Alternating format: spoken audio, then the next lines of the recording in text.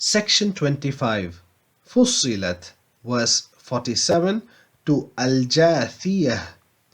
This section begins with the end of Surah Fussilat, which promises humanity that the signs of creation will be revealed.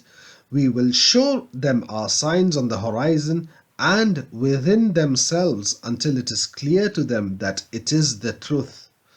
Then comes the third Hamim Surah, Surah Ash-Shura, which focuses on the nature of revelation.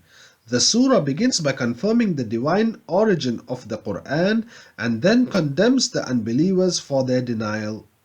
The surah then returns to the theme of revelation by confirming that all revelation is from the same source. This is followed by a warning to those who deny revelation of the severest punishment in the next world. The surah then speaks of some proofs of the divine in this world, followed by an invitation to respond to the call of Allah. The surah ends by returning to the theme of revelation by mentioning the three ways of divine communication: direct speech, inspiration, and through an angel. This is followed by Surah Al-Zukhruf, the fourth Hamim Surah, which again begins by speaking of the Qur'an and then immediately moves to speak of some of the creation of Allah which He gave us control over. The surah then condemns some of the superstitions of the Arabs and then briefly touches on the call of Ibrahim alayhi salam, who the Arabs claim to be connected to.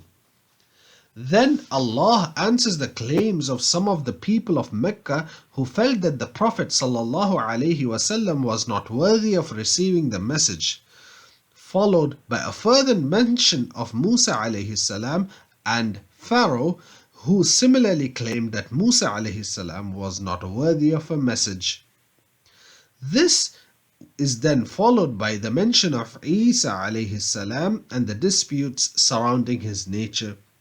The surah ends with descriptions of paradise for the believers and of the inhabitants of hellfire, calling Malik, the angel of hellfire, for relief, and closes with descriptions of the divine.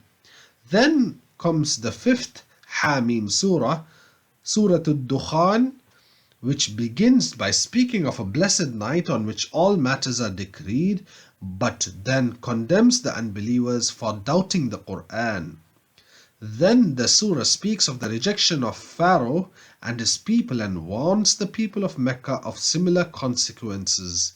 The surah ends by giving a graphic description of the punishment for the unbelievers and speaks of the rewards for believers.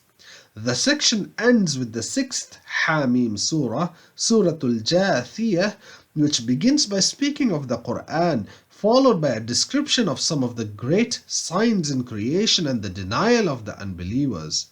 Then comes mention of the great blessings of Allah to His slaves, and an example is mentioned of the Jews who reject these blessings. The surah ends by speaking of the two groups, the people of paradise and the people of hellfire.